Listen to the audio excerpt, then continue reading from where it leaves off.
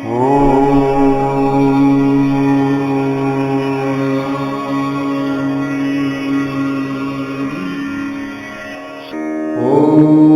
नमो भगवते वासुदेवाय।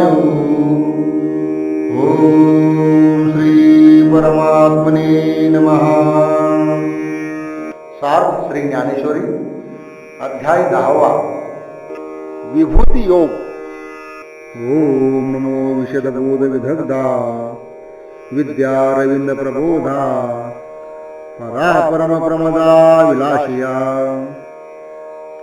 हे गुरुराया, तू ब्रह्मज्ञानाचा स्पष्टपणे बोध करून देण्यास समर्थ आहेस. तू तर विद्यारूपी कमलाचा विकास आहेस. पराप्रकृती ही जणू काही एखादी तरुणीच आणि तिच्याशी तू सुखक्रीडा करतोस. अशा असणाऱ्या श्रेष्ठ गुरुवर्या, तुला मी नमस्कार करतो.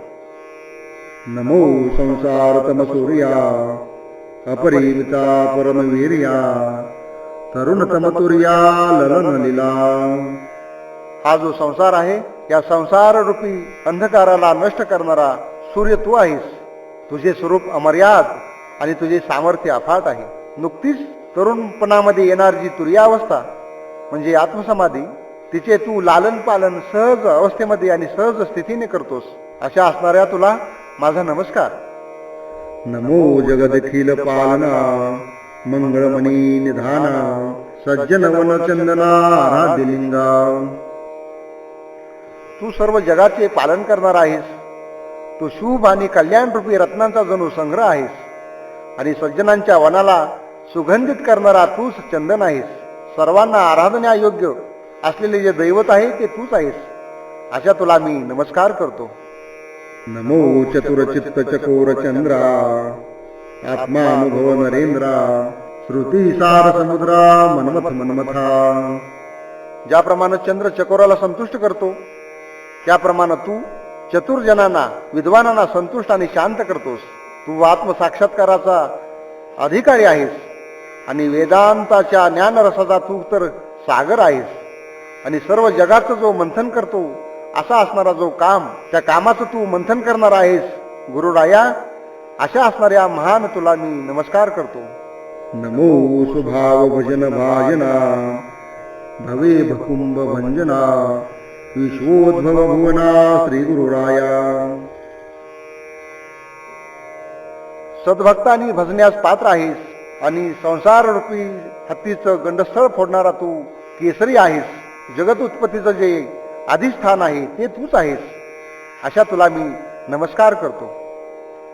तुमचा अनुग्रह गणेशू जय दी आपुला सौरसू तै सारस्वती प्रवेशू बाळकाही आथी.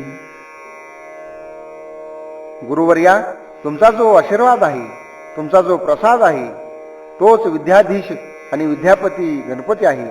जेव्हा त्याची कृपा प्राप्त होते, तेव्हा मूढ असणाऱ्या बालकांनाही वाङ्मयामध्ये सहजपणाने प्रवेश करता येतो. जय दैविकी उदारा वाचा जय उद्देशू उदयी नाभिकाराचा तै नवरस सुधाब्दीचा ठाऊ लाभे. तू सद्भक्तांनी भजण्यास पात्र आहेस. या संसार रूपी हत्तीचे गंडस्थळ फोडणारा तूच आहेस. जगाच्या उत्पत्तीचे आदी स्थान सुद्धा तूच आहेस. अशा तुला गुरुरायाला मी नमस्कार करतो. जी आपुलिया स्नेहाची वागेश्वरी जरी मुखियात अंगीकारी तो वाचस्पतीशी करी प्रबंधू होडा. जेव्हा गुरुची वाणी अभयवचन देते, शुभाशीर्वाद देते, तेव्हाच श्रंगारादी नवरसांच्या गोड समुद्राचा ठाव ठिकाणा लागतो. जेव्हा आपले एखाद्याला स्नेह प्राप्त होतो, तेव्हा ही स्नेहरूपी प्रेमरूपी सरस्वती तिने जर मुक्याचा जरी अंगीकार केला तरी तो पैजेने बृहस्पती बरोबर सुद्धा वादविवाद करू शकेल.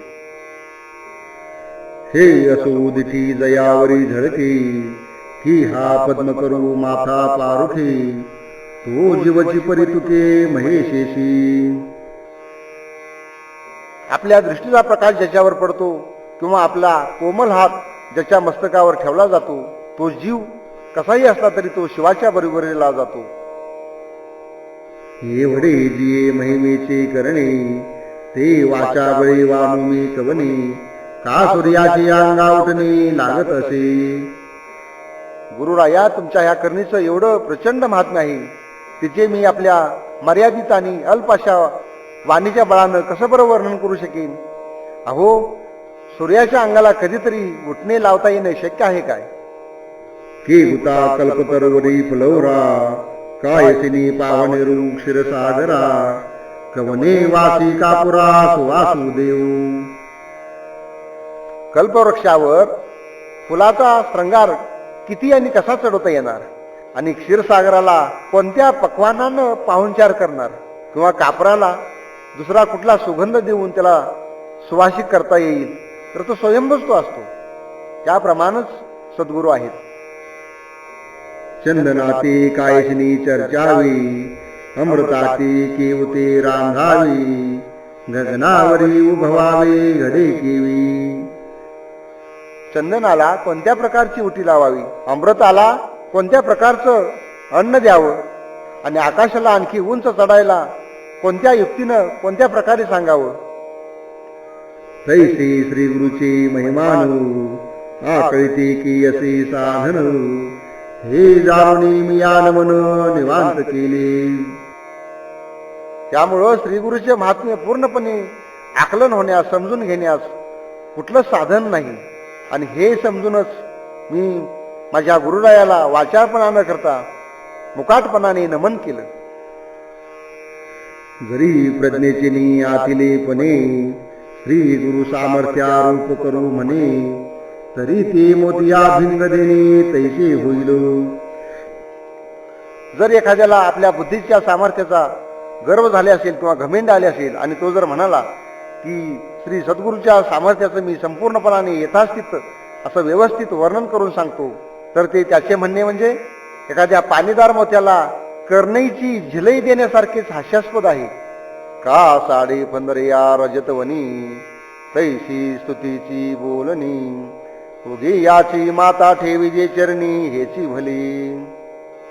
किंवा जसं चोख सोनं असतं, त्या सोन्यावर पुन्हा वरून चांदीचा मुलामा द्यावा, त्याप्रमाणे अशा माणसाने केलेली गुरुची स्तुती ठरू शकेल. म्हणून काहीच न बोलता शांतपणे गुरुच्या पायावर मस्तक ठेवणे हेच जास्त चांगले. मग म्हणितले जी स्वामी, भलेनी ममत्वी देखिले तुम्ही, म्हणून कृष्णार्जुन संगमी प्रयाग वटू झालो.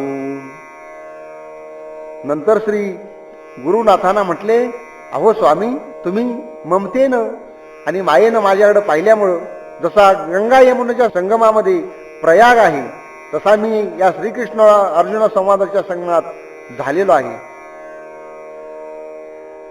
मागा दूध दे म्हणतली यासाठी, आघवी अक्षराब्दीची करुणी वाटी, उपमन्यू पुढे धुर्जटी ठेविली जैशी. जसं प्राचीन काळामध्ये उपमन्यूने श्री शंकराजवळ दूध मागितले, म्हणून शंकराने प्रत्यक्ष क्षीरसमुद्रच त्याच्या पुढे दुधाच्या वाटीसारखा ठेवला.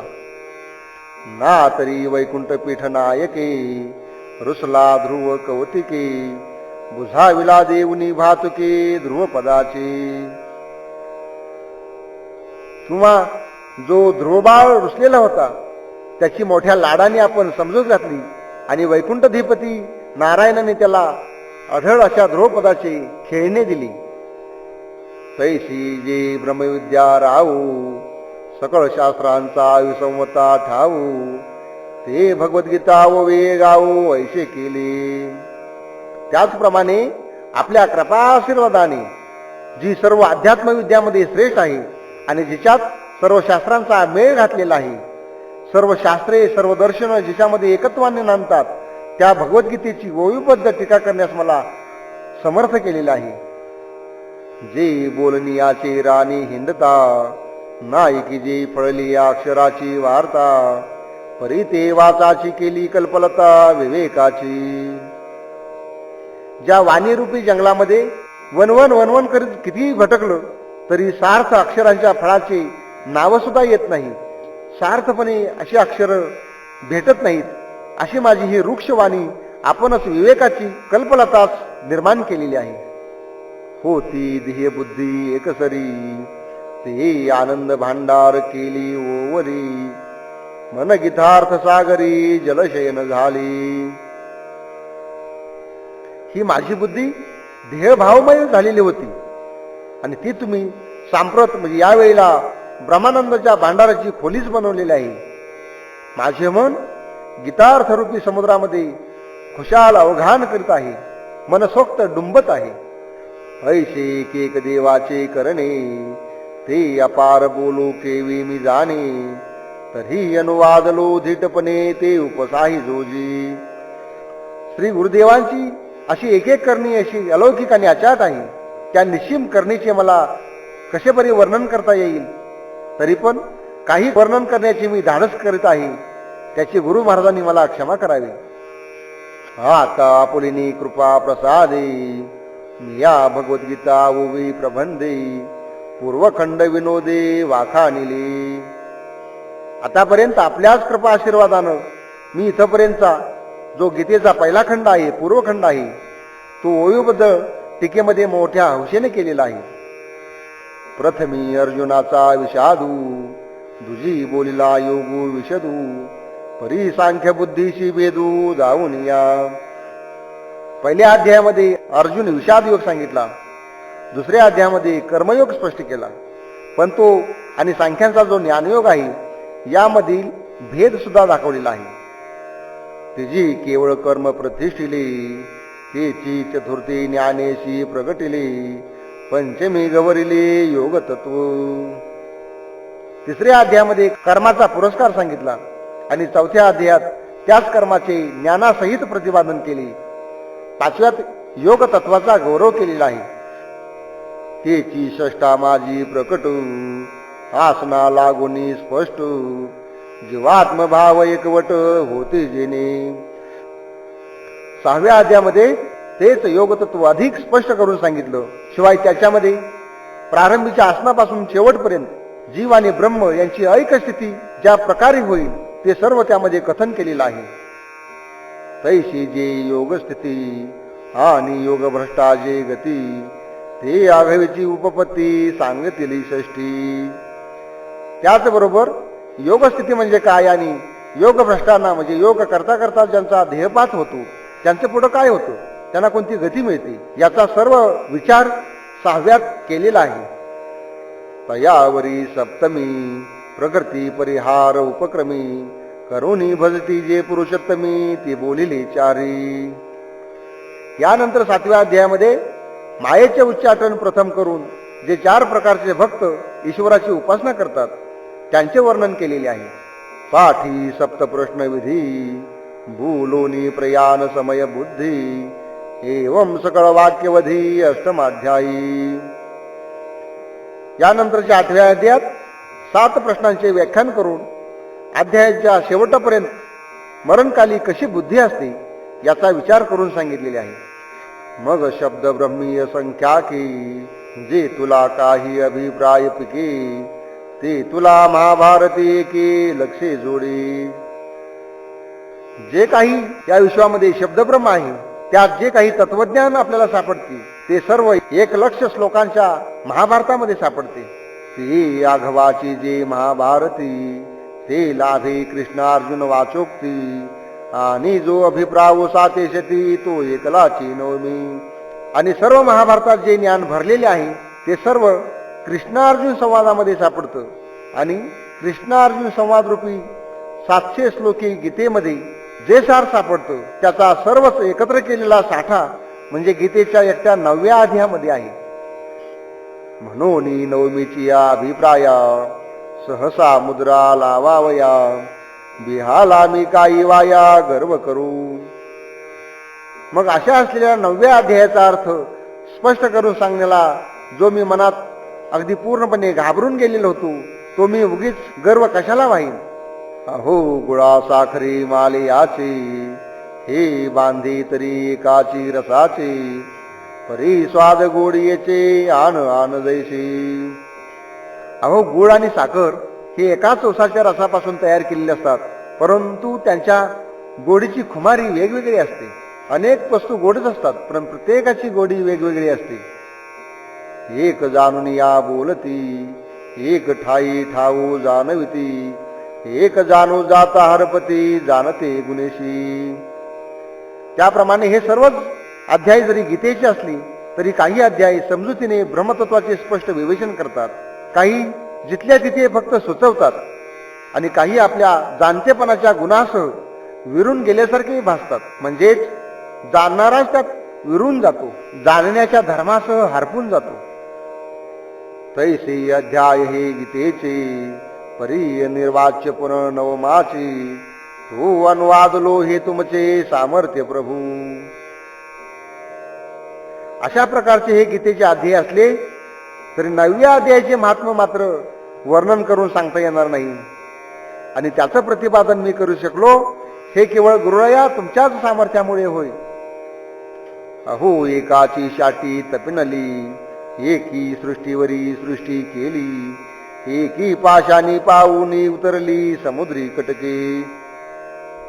कोणा एकाची म्हणजेच वशिष्ठांची छाती सूर्यासारखी तळपू लागली, कोणा एकाची म्हणजे विश्वामित्रांनी पृथ्वीसृष्टी निर्माण केली, तर कोणी एकानी म्हणजे प्रभू रामचंद्रांनी पाषाणाचा शत्रू समुद्रावर बांधला आणि आपली सेना समुद्रापार नेली. एकी आकाशी सूर्याते धरिले, एकी चुळीची सागराते भरिले, तैसे मजमुखया करवी बोलविले अनिर्वाच्य तुम्ही. तर कोणी एकाने म्हणजेच मारुतीने सूर्याला हातानं धरलेलं होतं, कोणा एकाने म्हणजे अगस्तीने एका घोटामध्ये सागराला आटवलं आणि एक चूळ भरलेला अख्खा समुद्र भरून टाकला. त्याप्रमाणे तुम्ही माझ्यासारख्या मुक्याच्या तोंडून वर्णण्यास अगदी अगम्य असे अध्यात्म विद्येचे विवरण आज माझ्याकडून करून घेतलं आहे. परी ही असो इथं ऐसे, राम रावण झुंजिनले कैसे, राम रावण जैसे मिनले समरी. आपल्या या अद्भुत करणीला कुठलीही उपमा शोधून सापडणं अशक्य आहे. राम रावणाचे युद्ध कसे झाले, तर राम रावणांच्याच युद्धासारखे झाले इतकेच त्याविषयी म्हणता येते, त्याप्रमाणेच ही आहे.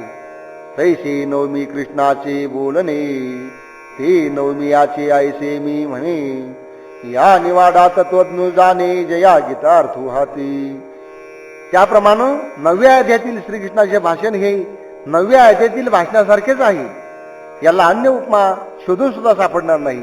आणि ज्यांनी गीतेचा अर्थ पूर्णपणे तपासून पाहिलेला आहे त्या तत्वज्ञ संतांना हा निर्णय पूर्णपणे माहीत आहे.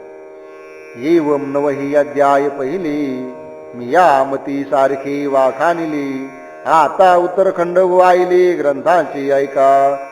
त्याप्रमाणे मी आपल्या बुद्धीनुसार गीतेचे हे पहिले 9 अध्याय विवेचन करून सांगितलेले आहेत. आता इथून पुढे गीतेच्या उत्तरखंडाचे शांत चित्ताने स्वस्थपणे आपण श्रवण करावे. जेथ विभूती प्रति विभूती, प्रस्तुत अर्जुना सांगी जेती, ते विदग्धार सव्रती म्हण पैल कथा. आणि या भागामध्ये प्रारंभी श्रीकृष्ण अर्जुनाला आपल्या प्रधान आणि गौण अशा स्वरूपाच्या विभूती सांगतील. ती सुंदर आणि रसाळ अशी कथा कथन करण्यात येईल. ते गीतेतील अप्रतिम वर्णन पुढे सांगण्यात येईल. देशी चिनी नागरपणे, शांतू श्रंगाराते जिने, तरी ओविया होती लेणे साहित्यासी. ही मराठी देशभाषा आहे ही खरी, पण तिच्या सौंदर्याच्या आधाराने शांत रस, श्रंगार रस याच्यावरही वरकडी करील. आणि या मराठी भव्या तर सुंदर वाङ्मयाला केवळ साजाप्रमाणे शोभून दिसतील. मूळ ग्रंथीची या संस्कृता, वरी मराठी नीट पढता, अभिप्राय मानलिया उचिता, कवन भूमी न चोजवे. मूळ संस्कृत संहितेतील श्लोक वाचून त्यानंतर मग या मराठी ओव्या जर वाचल्या आणि त्यांच्या अर्थाचे जर नीट ग्रहण केले तर मग वाचणाऱ्याला असे आढळून येईल किंवा ऐकणाऱ्याला असे आढळून येईल की मूळ कोणती आणि टीका कोणती याबद्दल श्रोत्यांना भ्रांती पडेल आणि ते चकित होतील. जैसे अंगाचे सुंदरपणे, लेणी अंगची होय लेणे, ते थळ अंकारिले कवन कवने हे निर्वचेना. ज्याप्रमाणे सुंदर शोभिवंत लावण्याने अंगच दागिन्याला शोभादायक ठरते, मग दागिन्याने अंगाला की अंगाने दागिन्याला शोभा आणली हे जसे स्पष्टपणे सांगता येत नाही, तैशी देशी आणि संस्कृत वाणी एका भावार्थाच्या सुखासनी, शोभती आयनी चोखट ऐका. त्याप्रमाणे देशी भाषा आणि संस्कृत भाषा या विषयात अर्थाच्या एकाच आसनावर अधिष्ठित झालेल्या आहेत आणि त्या दोन्ही कशा शोभून दिसत आहेत हे शुद्ध आणि सरळ मतीने सरळ बुद्धीने पहा. उठावलिया भावा रूप करिता रसवृत्तीचे लागे वडप. चातुर्य म्हणे पडप जोडले आम्हा. कोणताही भाव आकारास आला असता त्यास रसाळपणाची झड सुरू होते आणि चातुर्यालाही विशेष खुलावट निर्माण होते. म्हणजे चातुर्य खुलावलं जातं. तैसे देशीयेचे लावण्य हिरोनी आणली तारुण्य मग रचिली अगण्य गीता तत्व. त्याप्रमाणे या देशी भाषेचं सर्व सौंदर्य आणि लावण्य आणि तिचा आवेश हे सर्व लुटून आणली आणि हे घन गीता तत्व प्रतिपादन केलेलं आहे. जो चराचर परमगुरु चतुरचित्त चमत्कारू तो ऐका यादवेश्वरू बोलता झाला. आणि मग सर्व चराचराचे परमगुरु असलेले ज्याचं चित्त चतुर आहे आणि चित्ताला संतोष देणारे यादवनाथ श्रीकृष्ण काय बोलले ते पुढे ऐका. ज्ञानदेव निवृत्तीचा म्हणे ऐशी बोलिले श्रीहरी तेने. अर्जुना घव्याची मातुवंत करणे धडवता हासी. श्री ज्ञानदेव सांगतात की श्रीकृष्ण असे म्हणाले की अर्जुना तू आत्मज्ञानाने संपूर्ण प्रतिपादन ऐकण्यास अंधकरणाने खरोखरच आता योग्य झाला आहेस. श्री भगवानु वाचू भूयेव महाबाहू शृणु मे परमं वचः यत्यहं प्रियमाणायु वक्ष्यामि हित काम्या. श्री भगवान म्हणाले हे पराक्रमी अर्जुना पुन्हा आणखी माझे एक श्रेयस्कर भाषण ऐक. माझा उपदेश ऐकून संतोष पावणाऱ्या तुला ते मी तुझ्या हितासाठी सांगत आहे. आम्ही मागील जे निरूपण केले ते तुझे अवधानची पाहिली परीटाचे नवे भले पुरते आहे. आम्ही तुला जे पाठीमाग सांगितलं ते यासाठी की तुझं याकडं किती लक्ष आहे हे मला लक्षात यावं म्हणून परिचय घेण्यासाठी मी तुला आतापर्यंत सांगत होतो.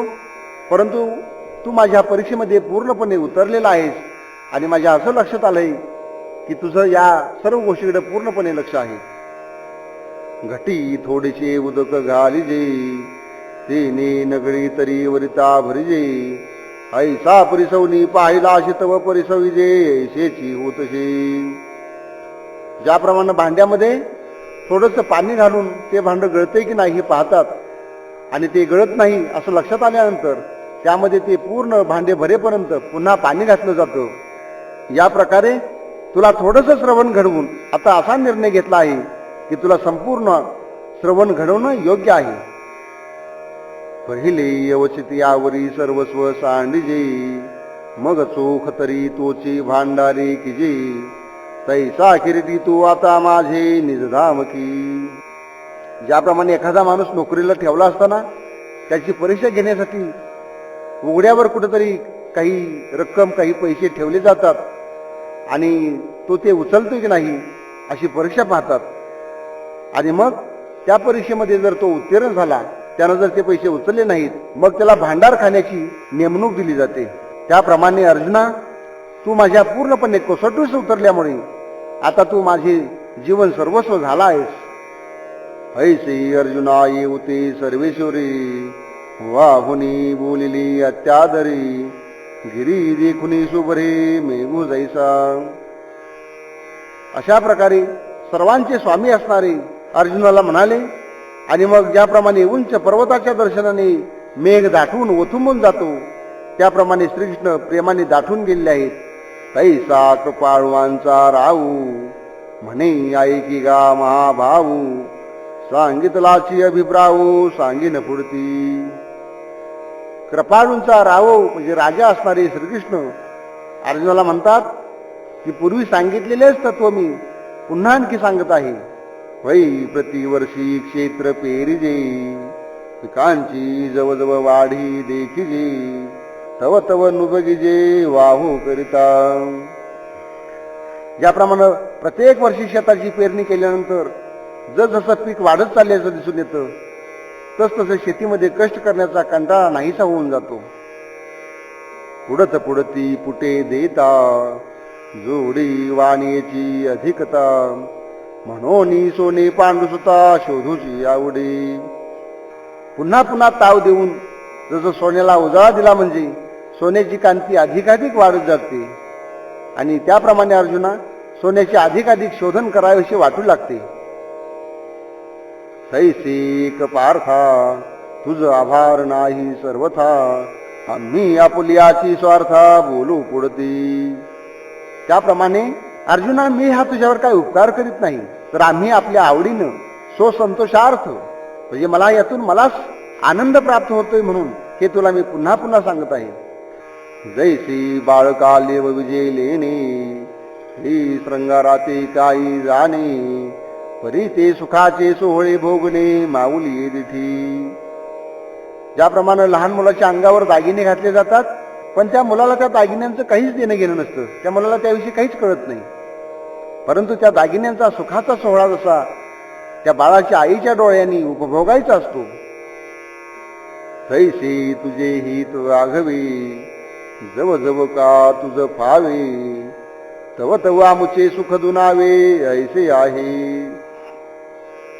त्याप्रमाणे तुला जस जसा आत्महिताचा लाभ घडून येत जाईल तस तसं आमचं सुख दुप्पट वाढत जाते. आता अर्जुना असो हे विकडी, मज उघड तुझी आवडी, म्हणून तृप्तीची सवडी बोलता न पडे. अर्जुना आता ही अलंकारिक भाषा पुरी करतो.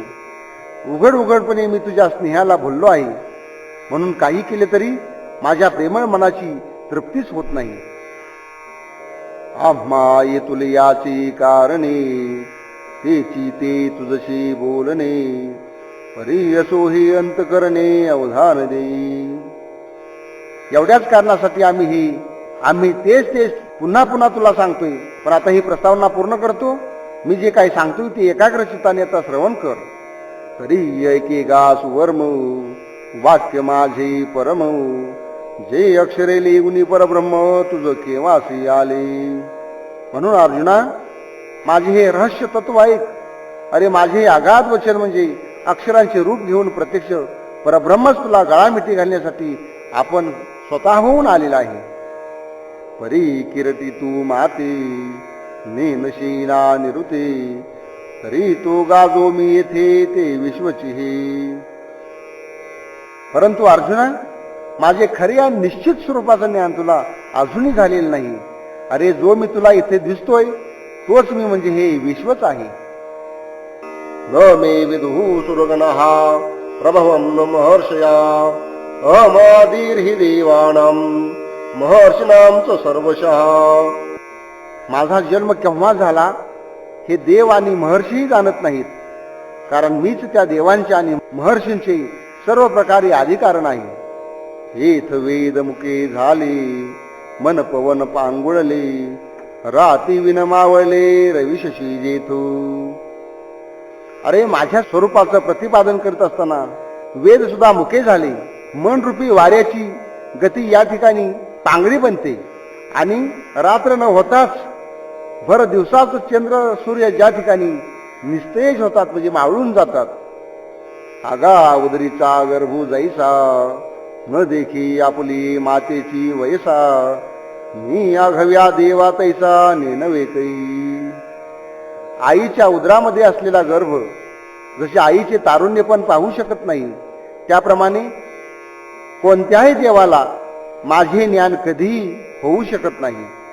आणि जळचरा उदधीचे मान, मशका नोलांडेवी गगन, देवी महर्षींचे ज्ञान न देखेची माते.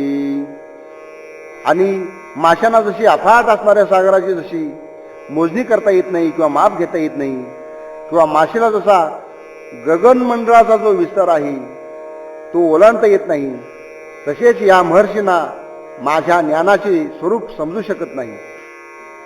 मी कवन पाकी तुला, कवनाचा कै जहाला, या निवृत्ती करिता बोला कल्प गेले. अरे मी कोण, कुठला, केवढा आणि कोणापासून झालो या प्रश्नाचा निर्णय करता करता कल्पावधी काळ होऊन गेला, म्हणजे अनंत कल्प होऊन गेली, तरी मी कुणाला समजलेलं नाही. काजी महर्षी आणि या देवा, हे राभूत जाता सर्वा, मी आदी म्हणून पांडवा वघड जाणता.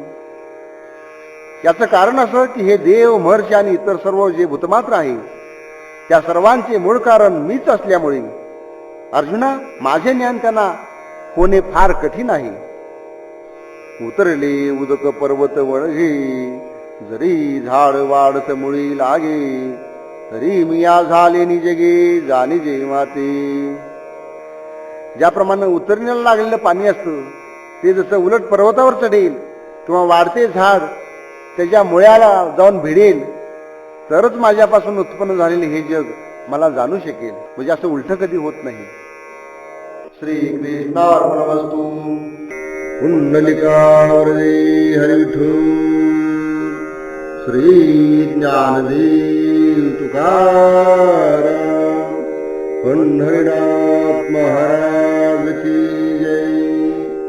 माऊली ज्ञानेश्वर महाराज की जय. संत तुकाराम महाराज की